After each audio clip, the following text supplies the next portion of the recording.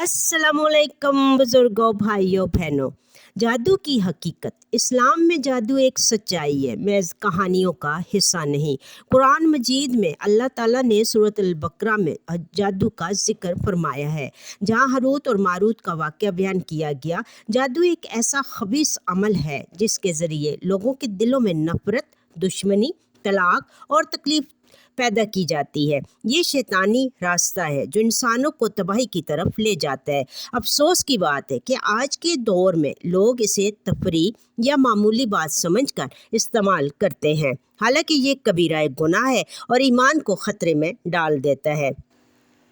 जादू का असर जिस्म, दिमाग और रिश्तों पर होता है। बाज़ औक़ात अचानक शदीद बीमारी, बेवजह गुस्सा, डरावने ख्वाब, मियाँ बीवी में झगड़े, बेसकूनी या ज़िंदगी में मुसलसल नाकामी, ये सब जादू की अलामात हो सकती हैं। अलबत्ता हर मसले को जादू न समझा जाए। बाज़ औक़ात ये आजमाइशें भी हो सकती हैं, मगर जब अलामात वाज़ेह हों तो इलाज ज़रूर तलाश किया जाए, और वो भी सिर्फ़ इस्लामी और हलाल तरीक़ों से।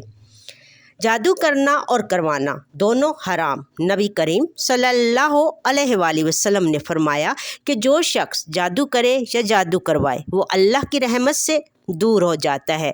जादू करना कुफ्र के बराबर है, क्योंकि ये शैतानों से मदद लेने का अमल है। बाज़ लोग हसद या इंतकाम की आग में अंधे होकर जादू करवाते हैं, मगर वो नहीं जानते कि वो अपने ईमान का सौदा कर रहे हैं। ऐसे लोग न दुनिया में सुकून पाते हैं न आखिरत में नजात। जादू का इलाज कुरान और सुन्नत की रोशनी में। इस्लाम ने हमें जादू के इलाज के लिए वाज़िया हिदायत दी हैं। सबसे मौसर इलाज रूहानी हिफाजत है। रोज़ाना 5 वक्त की नमाज, सूरत अल फातिहा, आयतल कुर्सी, सूरत फलक, सूरत नास, सुबह शाम के अज़कार, नबी सल्लल्लाहु अलैहि वसल्लम की सिखाई हुई दुआएं, ये सब ढाल बन जाते हैं। रुकिया शरिया में भी एक मौसर तरीका है, जिसमें कुरानी आयात और हदीस की बुनियाद पर दम किया जाता है। किसी झाड़ फूंक वाले या आमल के पास जाने के बजाय कुरान को इलाज बनाएं।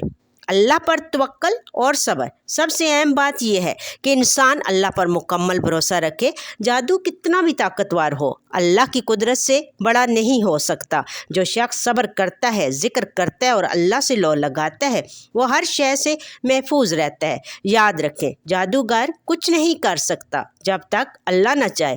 अपना ताल्लुक कुरान से जोड़ें, नबी करीम सल्लल्लाहु अलैहि वसल्लम के तरीक़ों पर चलें और सब्र व यकीन के साथ अल्लाह से मदद मांगते रहें। जिस घर में सूरत बकरा पड़ी जाए वहाँ से शैतान भाग जाता है। ये ताउन, जादू और हसद से महफूज रख सकते हैं इंशाअल्लाह। हसद और जादू का ताल्लुक। हसद जादू की जड़ है। जब कोई शख्स दूसरे की कामयाबी, खुशी या खूबसूरती से जलने लगता है तो वो अक्सर शैतानी रास्ता इख्तियार करता है, यानी जादू कुरान में है।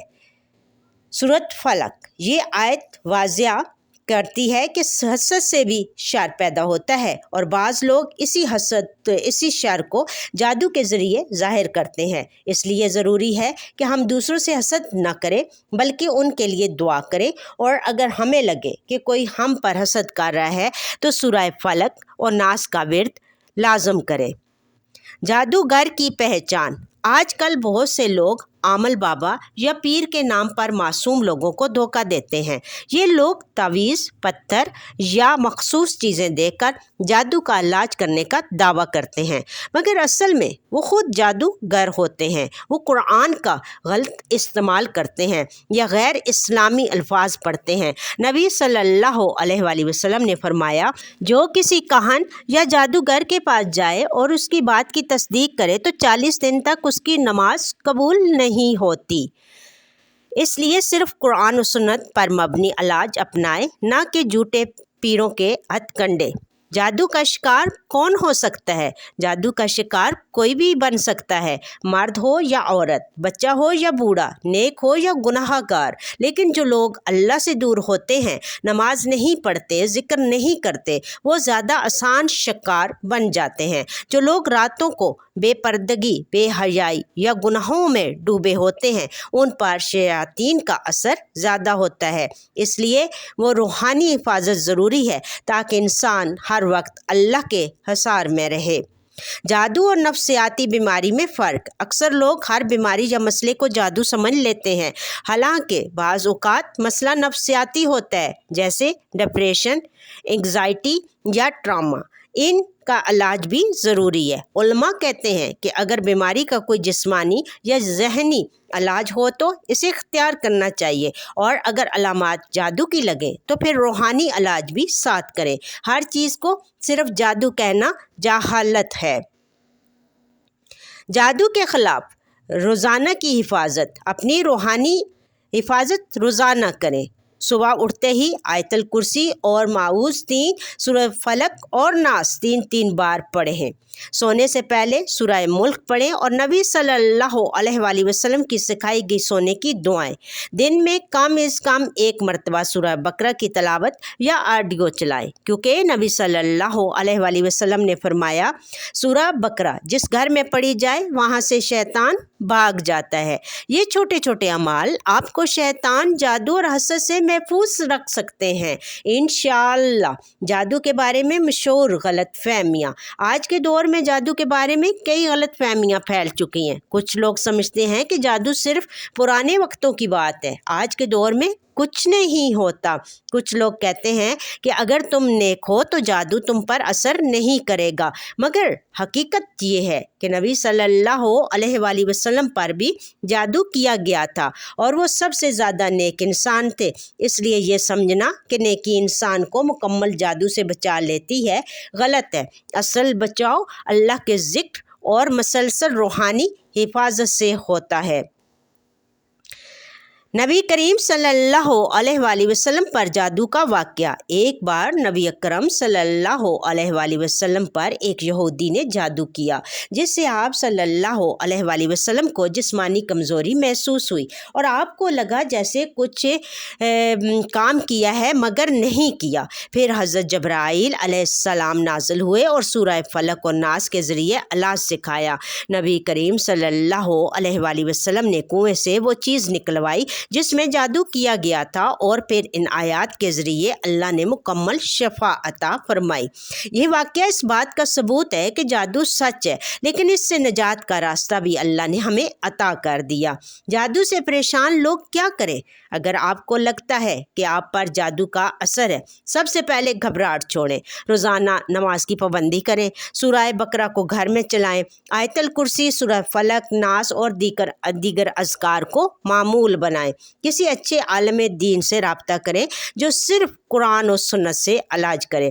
یاد رکھیں، شفا صرف اللہ کے ہاتھ میں ہے، نہ کوئی بابا، نہ کوئی پیر، نہ کوئی تعویذ، صرف رب العالمین۔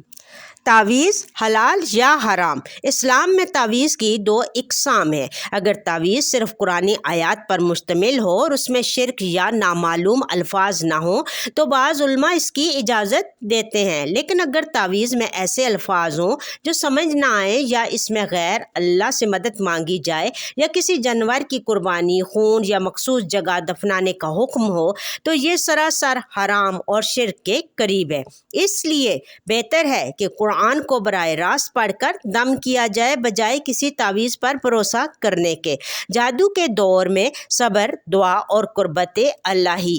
جادو ایک آزمائش ہے اور اللہ آزمائش کے ذریعے اپنے بندوں کو پرکھتا ہے۔ جو اس وقت صبر کرتا ہے، نماز نہیں چھوڑتا، دعا کرتا ہے اور اللہ سے لو لگائے رکھتا ہے، وہ کامیاب ہوتا ہے۔ اللہ قرآن میں فرماتا ہے، بے شک اللہ صبر کرنے والوں کے ساتھ ہے۔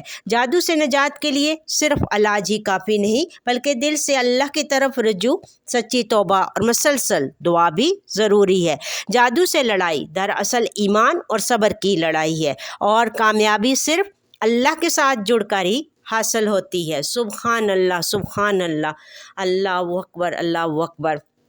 اللہ تعالیٰ آپ سب کو ان تمام بیماریوں سے اور جادو جیسی ایک بہت مہلک یہ بیماری اس کو کہا جا سکتا ہے، جو کوئی کسی پہ کرواتا ہے، اللہ تعالیٰ اس کو بھی ہدایت دے اور اللہ تعالیٰ آپ کو اس بیماری سے محفوظ رکھے۔ اللہ تعالیٰ تمام مومن مسلمانوں کے اوپر اپنا خاص فضل اور کرم کرے۔ اللہ تعالیٰ آپ سب کو ہمیشہ اپنوں کے ساتھ ہنستا مسکراتا رکھے۔ آپ کو مور انفارمیٹو ویڈیو سننی ہو تو آپ میرے ویڈیو کو لائک شیئر کمنٹ کر دیجیے اور میرے چینل کو سبسکرائب کر دیجیے۔ تھینک یو، جزاک اللہ خیر کثیرہ۔